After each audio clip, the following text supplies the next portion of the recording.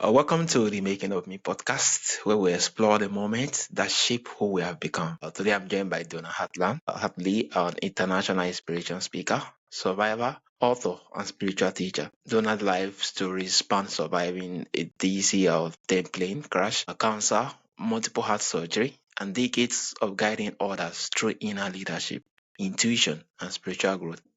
You. Yeah, thank you so much. So, Donna, what were some about the challenges that shape you into who you are today? I thought life would be easier, let me tell you, but it wasn't. My first one came when I was 6 years old. The parents were fighting and, going to get a divorce. And I ended up with malnutrition in America, in these day and ages, because there wasn't even enough food in my house to eat. So I ended up in the hospital in like fighting a coma in and out to stay alive. And I was only 6 years old. So I think if life isn't what you want it to be, you either kind of check out and say, okay, I'm going out. I'm not going to deal with this. Or you say, somehow, some way, I'm going to find that life that I want. Mhm. So that was like my first challenge at six. At 16, I had open heart surgery. Well, and my father dropped me off an hour and a half from home. And I went through surgery, was in the hospital 5 days by myself because he wouldn't let my mother come. So, and then the big one, of course, is the plane crash. And that was in 1978. And I was the last survivor from a DC plane crash. So that's the one people usually know about. Wow. It's really a whole lot at 16. And yeah, it's really a whole lot. And it's the fact that you're able to survive this particular moment. Yeah, I'm just imagining what it would have been like, more like at age 16 and having to survive out the plane crash. Yeah, that was really amazing. Yeah. And 16, I was really pushing because I was a snow skier for the Yeah. Olympics. That was my goal at that time. And of course, I still ski today, but I never got back to that level of competition again. So then you had to readjust. What is my goal? Where's my life? What is everything? And I do think a lot of people face challenges, maybe not as dramatic as Yeah. mine, but they give up on themselves way too early. They don't fight it through to say somehow, some way, I'll learn to manifest this. Maybe not exactly like they thought, but to say, I got to go on this path. You're going to get rejected. I mean, I lived in Hawaii for a long time. I graduated from college in Hawaii and I became Miss Hawaii, but it was not easy. I mean, I wasn't born there. Okay. But I ran the first time, I lost. The second time, I lost. So new gown, new hairstyle, the whole thing. I ran the third time and I lost. I ran the fourth time and I lost. And I said, I'm not going to run again. I mean, this is too hard. This is too much rejection. But I really wanted that. I knew it Yeah. would change my life. So I got coaches, a new gown, new hairstyle, all of that. And I competed the fifth time, but I changed my mindset. I said, I am qualified. I am talented. I deserve this. I've worked hard. And by the way, I was not running again. This was it for me. And guess what? The judges said, give it to her. She's not going away. So, I mean, Wow. that's what it took. So sometimes to be a survivor, you have to have that inner leadership because Mm. other people won't believe in you at times. You have to believe in yourself. And that's hard because we've been taught to give up. I've tried a few times and give up. But if it's really something you want, then you got to go in that inner leadership, or you have to look and say, this isn't for me at this time. After the plane crash, I was an actress in Hollywood before and after, but then I realized that wasn't my lifestyle. So I left Los Angeles, moved to Northern California, and became a speaker, motivational speaker. That was my destiny. So again, you have to figure it out. Yeah, amazing. So you actually survived multiple life-threatening experience across our different age. How did the DC-10 plane crash at age 30 change your relationship between life and fear? Well, I was way fearful before the plane crash because Yeah. you worry about all these things in life, right? And then when you survive, now I'm going to pull a picture over here so I think your viewers can Ooh. see it. That is the picture. Okay, that Wow. is the good side. People didn't get out from the other side. So, Ooh. and I came out of the rear section, kind of where you see that person on the ground there. I Yeah. came out the very last, well, I've already, within 2 minutes, we've already burned. But that is, it changes how you look at life. And you can't worry about the little things anymore. So I wasn't as fearful. And I wasn't as fearful as dying either, because I had that near death white light experience where there's more than just earth, right? And that the soul goes on. So that really made me change everything about my life. I left Hollywood within 2 years. I got much more spiritual. I was grateful every day. I'm a meditator. I let those minor superficial things go away and say, what's inside? That's what really matters. Because when I faced death and thought I was going to die, all those things faded away. It's like, what have I done on this planet? How many people have I helped? Have I made a difference? Because these were the 4 questions I heard in the plane crash. They go through your ears. It's like, do you love yourself? I answered no. Do you love your family and friends? And I went, well, it's not really a good relationship. No. Are you living your goals and dreams? I said no. And if you die today, have you left this planet a better place for being here? And I answered no. And it was that last question that said, when it's my time to leave, I want to know that I've made a difference. It doesn't have to be huge, but I want to know that I've made a difference. Yeah, amazing, amazing. I think this is really lovely, and the fact that having that crossroad or where that actually happens, it makes you to start asking some intriguing questions on what you actually want to be known for, and the fact that have I made impact? And I think those questions are very, very key towards being intentional and towards surviving a whole lot of stuff. Yeah, really amazing. You actually speak often about inner leadership. How can someone develop it when everything around them feels unstable? Well, I think in the world right now, we are at that period. And I don't think, if you honestly look at your life, it is stable for any of us. We have changes all the time. People get divorced, people get married, people lose their jobs. They have tragedy in their life, their parents die. So I think that's part of the process here on earth, adjusting to not being stable. Because by stable, you're trying to control it. Wouldn't that be nice? But we don't get to control it. I mean, some days we go, I get up every Monday, Tuesday, Wednesday, Thursday, go to work. I didn't have a job like that. I had different, because mine was never stable. So I've never had stability. I think when the soul says, I can adapt to change, in my life, there's different stages, there's different periods. That's when the soul risks. That's when the soul tries new things. That's when you can be the best. And you're going to fail, guarantee, but you're also going to succeed. So, you got to talk yourself out of it. You have to say, this isn't fearful. This is just a new experience. And no matter what happens, it's not good or it's bad, but it's a learning lesson for me. And I can be a better person by learning this. By going through the plane crash, I became so much more compassionate towards other people, and so much more patient, because I understood how fragile life is and it could be over in seconds. Yeah, amazing, amazing. I think this is really key, and I'm glad we have this conversation. Owing to this age and time where nothing is stable, even job is not stable anymore. AI is coming into being and a whole lot of stuff. And having to having to more like just where you make reference of it, trusting your inner leadership is very key at this point in time. Even when things are falling off and everything, and just hearing you sharing your stories, and the fact that that particular circumstance make you to love more, see life in a different perspective. And I think it's a clamor call for us to look deeper beyond this instability that is around each and everything, to trust on our inner leadership and actually lead from that particular end. And this is really amazing. Yeah. So why do you believe certain patterns keep repeating in people's lives?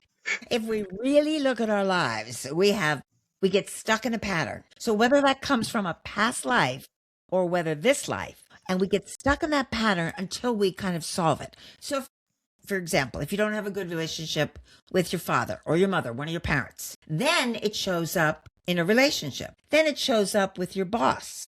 Then it shows up with a friend. See, you have all these opportunities to repeat and look at how you can beat that pattern. Now, you have to see if it's the other person really putting something on you, or that maybe you have a pattern. Maybe you're stubborn. Maybe you don't listen. And that's why you've argued with all these people instead of listening and going, well, I never thought of looking at it that way. So I think we all have patterns. And I hear women all the time say, "Oh my gosh, I picked the same kind of relationship. It doesn't work. He always abandons me. He's not here for me," because maybe they don't love themselves enough. That's the problem. So they tolerate behavior from other people that doesn't validate them. But once they learn to love themselves and say, I'm not gonna do that. I'm not gonna do that self-defeating pattern. So what you have to do is take some time and you have to look at your life and say, let me see if there's patterns that keep showing up. Do they show up in my jobs that I'm always let go? So what am I not fulfilling? I've got to look at that. Or are they in relationships? Or that I always get sick? Because once you understand those, then you can start to shift your energy and make the life you want. Yeah, amazing. What is stopping me from being the person I actually want to be? And what is, wow, that's really amazing because being that sometimes we can be so caught up in the rat race, what we call life, and never recognize the fact that we're repeating pattern, being that it's just, we're just living in the way it comes. We're not asking any intricate questions. And a whole lot will not happen compared to when you start asking the key questions. Why is things this very well? Why am I keep repeating the particular thing? Why am I still here? So it's, yeah, I think those questions most times forced you to think beyond the box. And yeah, actually more like I'm you with things too you could actually do differently to Yeah. towards getting that particular new version of you actually want to get into. Excellent. You're right on. You know, all of us have the same time. We have Yeah. 168 hours a week. So if you just took an hour a week, or 20 minutes, 20 minutes, 20 minutes, and sat down and say, let me look at my life, what's really going on, honestly. Ask those difficult questions. And I do think people avoid the difficult questions because they don't Yeah. want the answer. Yeah. So there you go. Yeah. Just what you said, I think they avoid it owing to um just thinking it alone poses a whole lot of things they need to do. And some persons are afraid of taking actions, even if it means it will actually change them to a new version of them. But the fact that they're already caught in a routine, they really just want to kind of out. So how might past life experience influence our fear, gift, and our struggle today? Well, I believe we have lots of lives, and I don't care what religion or belief you are, only because 6 times I faced death. Because not only did I have, as I said, malnutrition, and then I had my first heart surgery, Yeah. then I had the plane crash, then I had melanoma stage 3, then I had 2 more heart surgeries. Oh, Okay. And I am a health nut, let me tell you. I exercise, I eat good, but I was born with a bad valve. So every one of those times that I went through that, I crossed to the other side, to another dimension, whatever you want to call it. And that dimension showed me that I had lives before and that I agreed to come back now. Okay. I agreed to come back to this messy life. Okay. It's messy. And I talked to, my guides and my karmic, and I agreed on my family. And I chose these lessons. So when the lessons come now, I'm not saying I like them, none of them, but I realize they are for my soul and for my highest good. So again, if people look and say, okay, it is messy. So did I ask for this in another life? And I keep doing this cycle down here of this pattern? Or what do I do now that I know that I chose these patterns? I get to stop them. That's how I look at when a pattern comes up. I say, look, I chose this because I wanted to resolve it in this lifetime. So I got to face it head on. I got to figure out how to do it. I got to forgive myself. I have to forgive the other people. I have to let go. I don't have to approve of anybody else's behavior, but I have to say, this is for me to yeah. understand. And once you understand it, it doesn't control you. You don't get Yeah. mad. You don't have that anger. You don't have that disappointment. So, and I don't want to keep coming back life after life after life doing the same patterns over. I want to break the pattern, as they say. I want to cut that tie between the negative and the pattern. I choose to live in what they call love and light, that light energy. Yeah. Amazing. Amazing. Thank you. Oh, so what role does intuition play in healing? and decision making, especially during major life transition. I think we all have intuition and it's there to guide us. It's that internal gut, but most of us don't listen to it. Okay. So we beg for change. Most of us say, I want change. I want change in my life. Yeah. Then you need to meditate, slow down, calm down, just 20 minutes, just again, sit by the water, the lake, whatever you have. And then that flash comes. That's intuition. That's your internal gut. That's your knowing saying it's time to do that. Then you have to act upon it. That's where most people fall down. They get that intuition. They get that feeling. They go, oh, I'll do that later. Oh, no, I don't think they'd really want to hire me for that job. It's way above what I do. See, we don't follow through. When I listened to my voice, it saved me every time. Example, I changed my plane seat on that aircraft. My gut screamed at me and I demanded my seat be changed. It's what kept me alive. Okay. When I had a small bump on my thigh, that's where my melanoma, my cancer was, my voice said, I got to go to the doctor's early. I got to move my appointment up by 2 months. Went in. They found it early, which saved my life. Same thing with my heart. I'm a snow skier. I'm skiing and I get really tired. I'm tired for a couple days. I go, something's wrong. I didn't even have a heart specialist at the time. And I said, I got to find a heart specialist. He went in and he said, you got to be on the operating table in 2 weeks or you're going to have a heart attack because your valve is closing. The very last one was during the pandemic, 2020, when the whole world shut down and my hands got cold and my feet got cold. And I said, they're telling me something. Something's off here.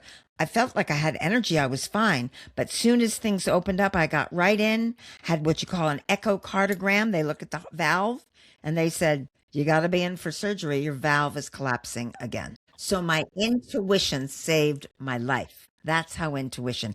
And it can also, you change your mind and you say, I'm not going to drive down that street because you don't know that there's going to be an accident there with your intuition. So it's for big things and little things. Yeah, amazing, amazing. I'm so glad that you actually pay attention to it. And the result of it is the fact that I'm seeing you today. Yeah. Because it tells us the truth. It's only when I argue with my intuition and try to do something else do I get in trouble. Yeah, so true. Yeah, so for someone feeling stuck or unworthy, where should they begin in their healing journey?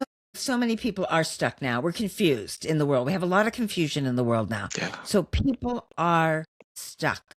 And you know what? You can't solve everything. You have to start with little steps first. And the first person you have to heal is yourself. So before you can get unstuck. So I always say, start with one different thing a day that you haven't done. Okay, I'm going to walk for 15 minutes today. Okay. Now, I'm not going to do that every day, but I like that. So I'm going to do that 3 times this week. So that's like a new pattern, see, to help you get it. Okay.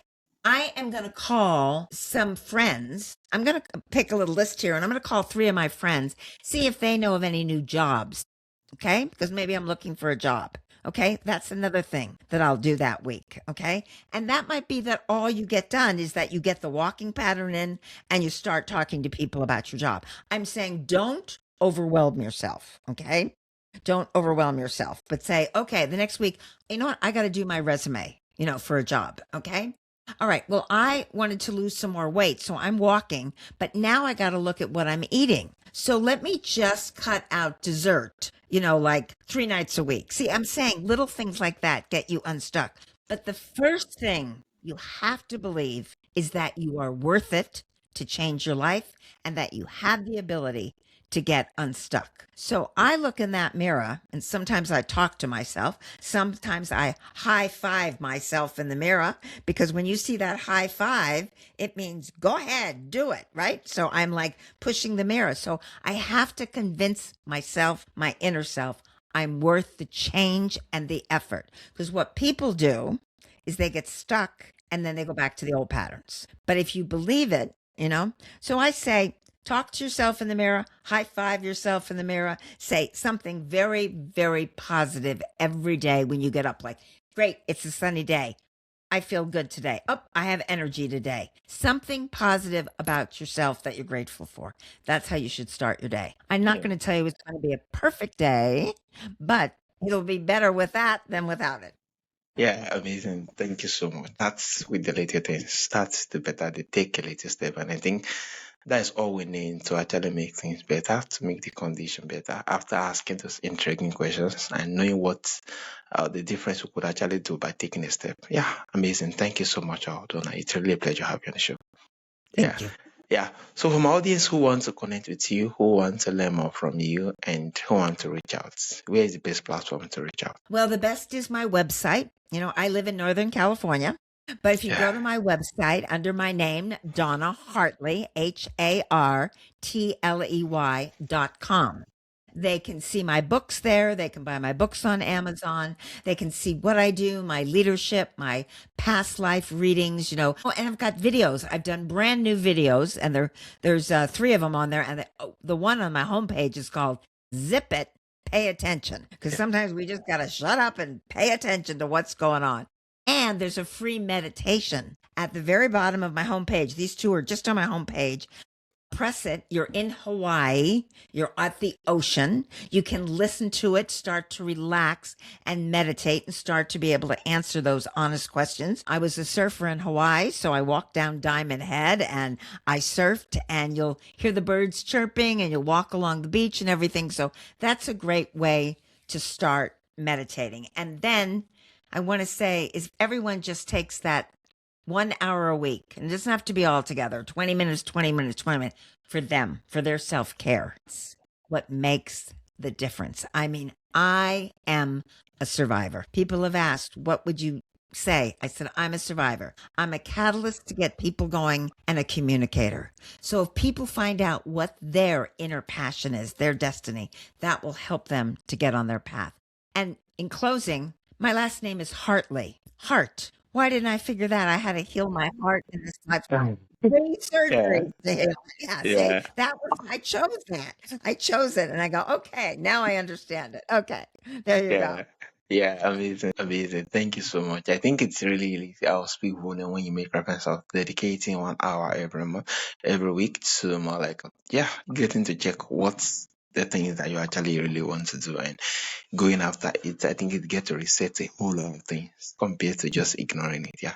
Thank you so much. And definitely the link to your website is going to be on the show notes so that our audience could actually reach out. Yeah. Thank you, Donna. And thank you for sharing your extraordinary journey and wisdom in this conversation. This conversation truly reflects the making of.